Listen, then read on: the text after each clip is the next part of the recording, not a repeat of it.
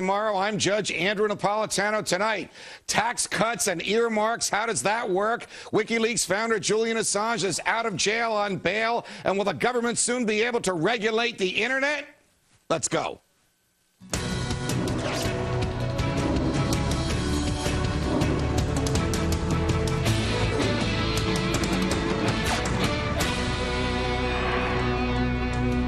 Hello, America. Tonight, the tax cuts package heads towards a vote in the House, or does it?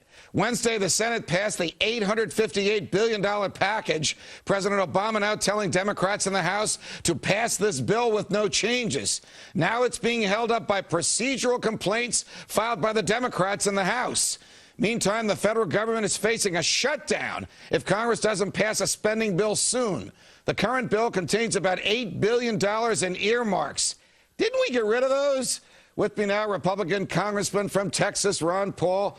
Congressman Paul, it's a pleasure. Welcome here. Where do things stand now with this tax package in the House? Is the government going to shut down? Are the Democrats even going to allow this tax bill, which keeps the tax rates, the income tax rates where they are, to come to the floor for a vote? Well, we're in recess now, so the vote is not pending. It may come later tonight. It may come tomorrow. I predict that the government will not shut down and that the vote will finally come out and they'll iron out their differences. But the fight is, between some of the Democrats. So whatever they decide, they do want to have some amendments. They want more debate, the people who are objecting. But I suspect that when the day is over, tomorrow's over, they're going to pass the tax package. But I guess we have to still wait and see. But it's been a couple hours now. We're just sitting here waiting for the Democrats to sort things out. Some of your colleagues on the Republican side, Congressman Paul, tell me that the number of Republicans in opposition in the House to the tax package is growing. And their theory is that the tax cuts are not accompanied by enough spending cuts. And besides, the estate tax is raised and the unemployment insurance, which the federal government should have nothing whatsoever to do, is being extended by 13 months. So they're going to vote against it. And some of them, a few of whom you know very well, have told me it could be as many as 60 or 70 Republicans voting against this deal. What are you hearing? I haven't heard any numbers like that because I am going to vote for the package because I don't look at it as if I'm raising the inheritance tax at all. I'm voting to keep it from going to 50%. Because if you do nothing, if nothing is passed, the inheritance tax will be 50, and taxes are going to go up over $800 billion. And yes, there's spending in there, but if you weigh the amount of spending versus the amount of tax cuts, it's overwhelmingly in favor of tax cuts. It is true, spending is a big problem. There are some problems in the bill.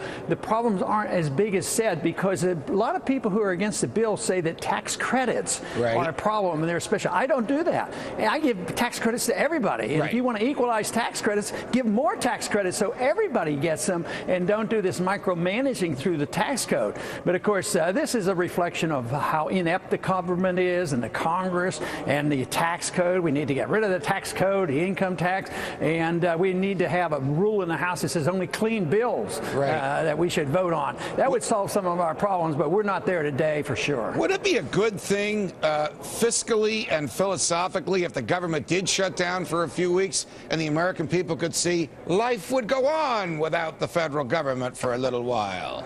I don't think it would hurt one bit. You know, if an individual can't pay their rent on time, they might ask their landholder to say, look, I'll be there next week. They adjust. The owner and the renter adjust. And this is the way the government should adjust. They should, if they can't pay their bills, wait. But they're afraid the world would panic and the world would come to an end. But it would be an admission that we're in big trouble. But we are in big trouble. But to deny it and to continue to spend and continue to inflate and then waiting for the bond bubble to burst, that doesn't make any sense to me. All right, yesterday we all had on our desks here at Fox, I'm showing you with my hands, that piece of legislation that Senator Reid and Mrs. Pelosi proposed.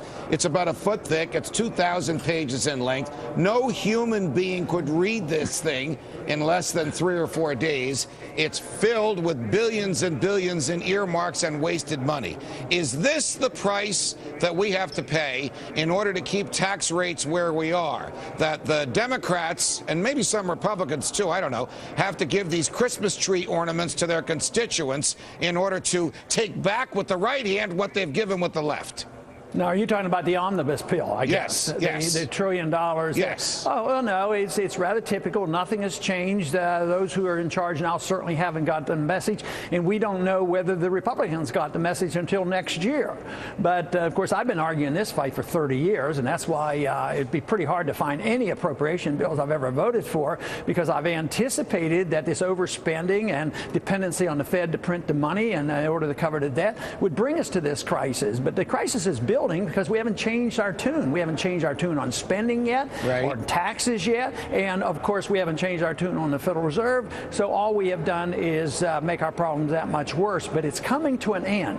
Markets are stronger than governments, and the market is saying that you just can't continue this forever. And I suspect here in the not too distant future, the market's going to indicate that they don't trust our dollar as they used to. A certain junior senator to be from the state of Kentucky, who's on Freedom Watch with me tonight on the Fox Business Network, will tell me that were he in the Congress this week, he would vote against the tax compromise.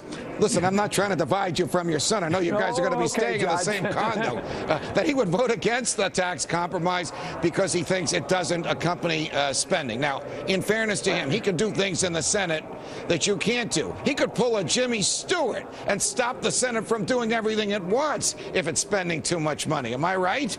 Yeah, he could, but that doesn't change the attitude of the people. You can block things for a day or two or three, but ultimately the people have to change. They have to decide they don't want welfare and they don't want warfare, and then the Congress will respond. But I think what you say demonstrates how messed up this whole system is, the process that's horrible, because you have a division here. Very honest conservatives are saying you shouldn't vote for it because it's going to raise the debt, and others like myself say you're going to raise taxes $800 billion. There's no absolute right answer for this. I just happen to think raising taxes now is worse than worrying about the deficit at this time, because I think they have bloated the concerns about the deficits. It's more like $60 billion, and like I said earlier, they're counting tax credits as spending, and tax credits are not spending. Before I let you go, we have about 30 seconds left. You used an interesting phrase before: the markets are stronger than the government. What did you mean by that, Congressman Paul? Well, the best example of this was in the 1970s when,